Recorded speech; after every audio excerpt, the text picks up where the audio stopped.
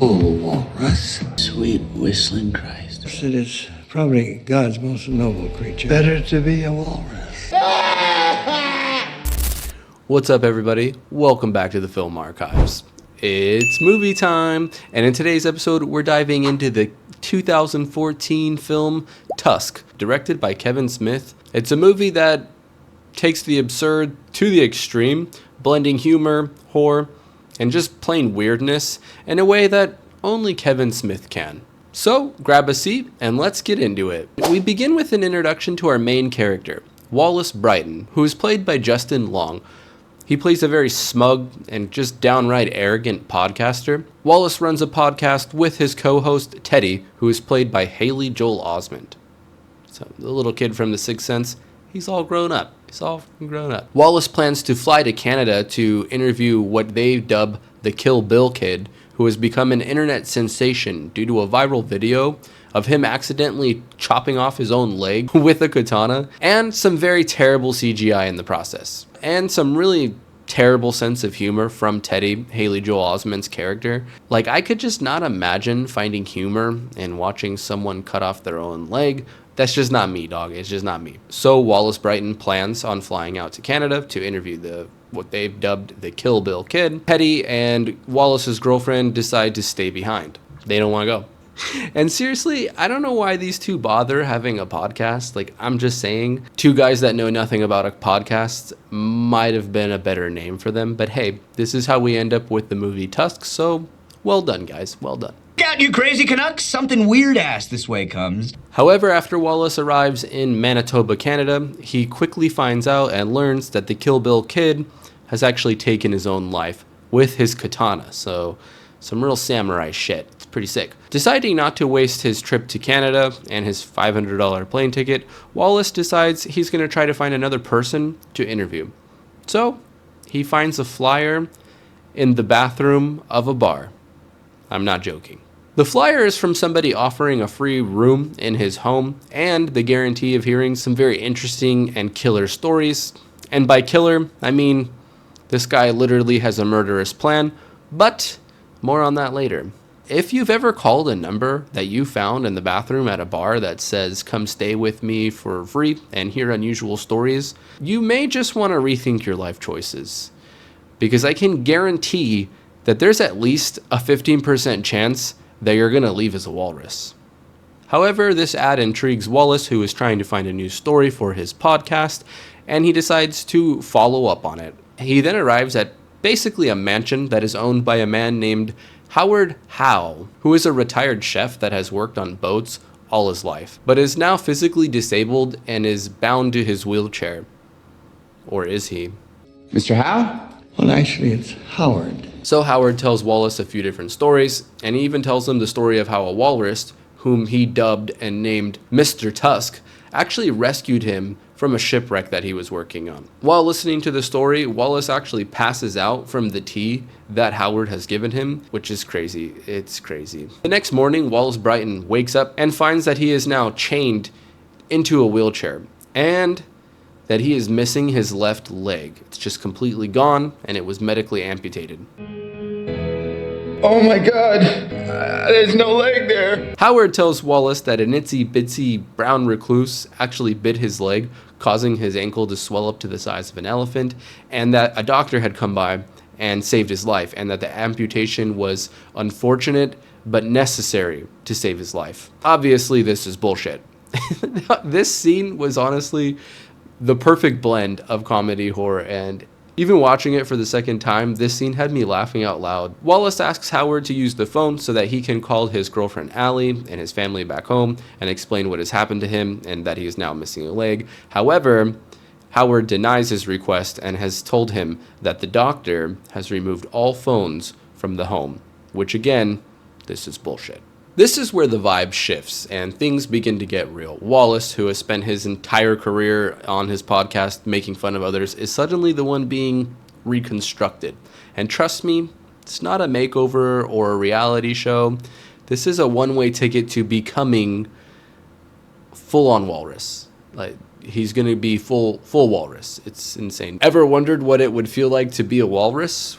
You probably don't, but if you did, Wallace here is about to answer all of your questions, and spoiler alert, it's not the waking up on a beach with a sunset kind of vibe. It's not the vibe. So Howard explains to Wallace his obsession with walruses and his plan for Wallace. Wallace the Walrus. It's pretty funny. Howard gives his master plan speech, which is all about turning Wallace into a walrus. You know, the usual mad scientist kind of stuff. We got isolation, obsession, the occasional monologue about how he's a misunderstood genius. And honestly, if he had a monocle, it would complete the entire picture. And Howard, buddy, I'm gonna need you to calm down a little. Are we sure this guy just didn't get caught up on some sort of weird YouTube video about turning people into animals? So Howard then reveals that he can actually still walk, and he's not physically disabled. And he lays out his master plan to sew Wallace into a perfectly constructed walrus costume that will become one with his body, all in an attempt to recreate his friend and savior, Mr. Tusk the Walrus, of course. A bit later that night, Wallace is left alone, and he actually finds his cell phone, and he calls his girlfriend Allie, and he even calls his friend and co-host Teddy. Allie, Wallace's girlfriend, and Teddy, his co-host and friend, are spending the night together, which is very sus. I'm not sure if they're having an affair, but I'm guessing that they are. It seems like they're cheaters. Cheaters! Wallace calls them and he asks for help, which is odd because I think he would have definitely called the police first, given that this guy's already amputated your leg and he's told you he wants to turn you into a human walrus hybrid type situation.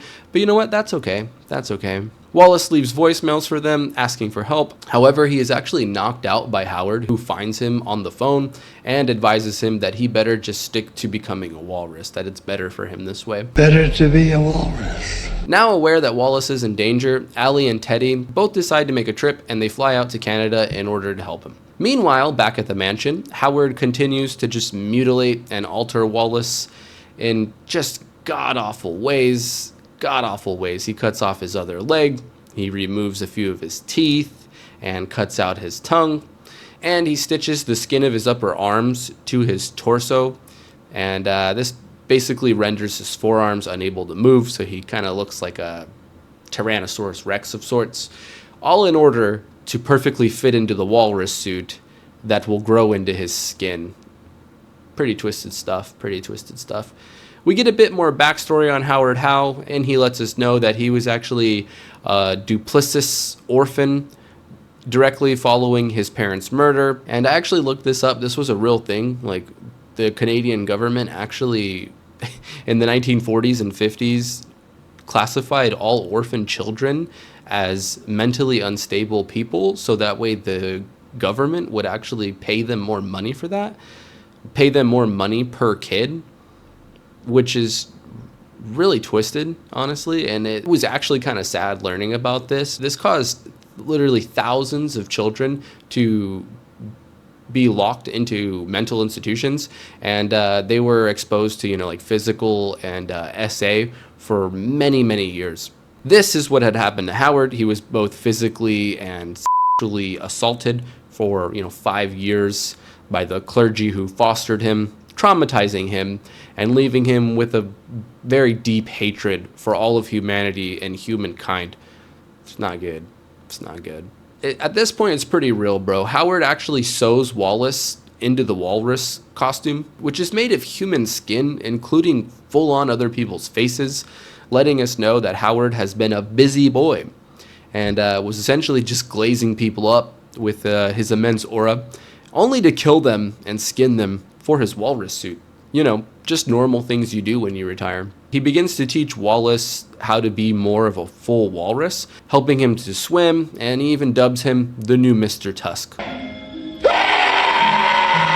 And of course, Wallace can't swim while he's sewed inside of a walrus suit, so he begins to drown, and we even get a glimpse of the skeletal remains of another walrus suit, confirming that Howard had already done this before and must have killed countless people in order to harvest their skin before sewing them and trapping another victim inside the walrus suit. We will later find out that he's actually already killed 23 victims, bro. Like, that's actually wild. It's actually wild. As Allie and Teddy arrive in Canada, they contact the local police, who puts them in touch with a guy named Guy Lapointe. That is my name, Guy Lapointe. Who has actually been hunting Howard for 10 years, and that he is a serial killer. Horrible stuff. Guy Lapointe is actually played by Johnny Depp in just a pure gas performance. Like, it's so good. He is hands down my favorite character in this entire movie. Yeah, just had to have the second slider. So Lapointe explains that Howard has been kidnapping and murdering people for years. He thinks that Wallace may still be alive, but he warns Allie and Teddy that Howard actually mutilates his victims, so he may be in pretty bad shape, you know, missing legs, sewn into a walrus suit, that kind of stuff. Howard continues to condition Wallace into thinking that he is a walrus and to behave like a walrus by, you know, making bellowing sounds, eating raw mackerel fish. Disgusting shit, you know? Howard then reveals to us that shortly before he was rescued, he actually killed and murdered the original Mr. Tusk that had saved him from the shipwreck in order to survive as he was starving to death, only to be rescued by a passing boat a mere hour later. So left him guilt-ridden, and he has spent the last 15 years or so turning all of his victims into his beloved savior in an attempt to relive their last day and give Mr. Tusk another chance at, you know, living and survival. Allie, Teddy, and the now Guy Lapointe all work together to track down and retrace Wallace's last steps, and they eventually stumble upon Howard Howe's mansion, which is good. He may have a chance. He may have a chance. He doesn't have a chance. He doesn't have a chance. We see that Howard is now dressed in his own homemade walrus suit pelt type situation, and the two of them engage in an epic walrus fight. It's really, really fucking stupid, but also very entertaining. The fight ends when Wallace actually uses his own tusks to stab Howard in the feet, and then he proceeds to just impale him in the chest multiple times, which is just pretty gnarly stuff, you know? Howard then dies at the hands of Mr. Tusk / Wallace the Walrus, and is satisfied because all he ever wanted was to give Mr. Tusk one last chance at surviving, and yeah, you know, he's completed his whole life goal. Lapointe, Allie, and Teddy enter the mansion and eventually stumble upon Wallace, where he is just freaking full-on walrus bellowing and screaming, and shout out to Justin Long. This dude does an amazing job playing a walrus. It's actually kind of impressive in a very bizarre way. Allie breaks down in tears seeing that Wallace is now a full walrus, and yeah, it's pretty sad stuff. We then see Guy Lapointe aim his hunting shotgun at Wallace in an attempt to kind of put him out of his misery. We then fast forward to 1 year later, where Wallace the Walrus is still living as a walrus. He lives inside a wildlife and exotic animal sanctuary in Canada. We see Allie and Teddy decide to visit him, and they have brought him a raw fish wrapped in a newspaper, which is funny, but it's also so stupid because obviously they would have like surgically removed this decaying human skin suit that is just sewn to his body in a hospital. But that's fine. It's fine. It's honestly, it's stupid entertaining is what it is. Yeah. We then get a quick flashback of Allie telling Wallace that her grandfather once told her that crying is what separates humans from the animals and lets us know that we still have a soul. We see Wallace begin to eat the raw fish, just, you know, he's full walrus. Like, there's no going back for him. He is now the walrus. He is the walrus. Get a zoom out where we see Wallace crying as he bellows like a walrus, implying that he obviously still has his soul. He even still has his big gulp cup that he got on that drive 1 year ago on his way to Howard Howe's house, and for some reason he was able to take it to the wildlife sanctuary. I'm not sure, but rest in peace, Big Gulp. Rest in peace. Cue the credit roll. And the movie ends. And in the end of things, Wallace is left as a walrus. Just the existential horror of realizing that you're now full walrus. I want to know what he masturbates to. Can the movie Tusk possibly get any crazier? Probably. But that's where this movie ends, and Wallace has to live out his his best dreams of living and being the world's first walrus man. Cruel fate and poor decisions. So, was Tusk worth watching? I think yes. It's somewhat of a cult classic. Its blend of absurdity and horror leaves us with a very disturbing image of Wallace's transformation and a lingering sense of just unease. It's also kind of sad. Obviously, Kevin Smith's film isn't for everyone, but it's certainly unforgettable. Tusk is definitely a movie that will linger in your mind long after you've seen it, and it challenges traditional genre boundaries with its unique blend of horror, comedy, and very unique and bizarre storyline. So all in all, I would say if you're into more obscure movies, this is definitely a must-watch for you. Thank you all so much for watching and for your support. You guys are amazing. If you enjoyed this video, don't forget to like, comment, and subscribe for more movie breakdown stuff. I upload new videos just like this one every single week. And what did you think about the transformation in Tusk to becoming a full walrus man? Let me know down below in the comments. Until next time, stay weird and bye. Yo, it's Tusk, the walrus man, I'm feeling the dread. Wallace got trapped, now he's losing his head. From podcaster slick to a walrus instead. Surgically twisted, he's in a nightmare, wishing he was dead. Howard's the villain with a creepy charm. Got a twisted vision doing harm after harm. Sick transformation, body morphing in the dark. This ain't no joke, bro, it's a permanent mark.